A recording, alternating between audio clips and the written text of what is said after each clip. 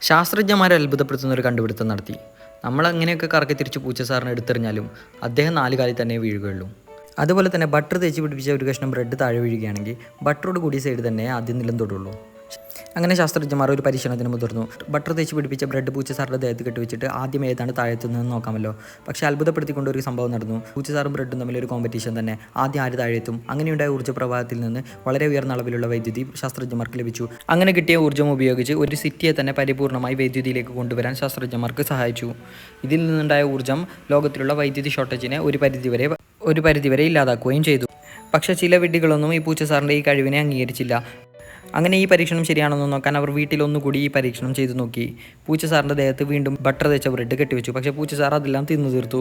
അമ്മണ്ടൻ അത് എന്താണെന്ന് അറിയുക പോലുമില്ല. പക്ഷേ ഒന്നുകൂടി ബ്രെഡ് ടൈറ്റ് ചെയ്ത് വീണ്ടും ഇട്ട് നോക്കി. പക്ഷേ ശരിയാണ്, ആ ഒരു പരീക്ഷണം ശരിയാണ്. വളരെ കൃത്യമായിട്ട് വീണ്ടും എനർജി ഉൽപ്പാദിക്കപ്പെട്ടു. നിങ്ങളുടെ വീട്ടിലും പൂച്ചസാറുണ്ടെങ്കിൽ നിങ്ങൾ ഈ പരീക്ഷണം നടത്തി നോക്കാവുന്നതാണ്.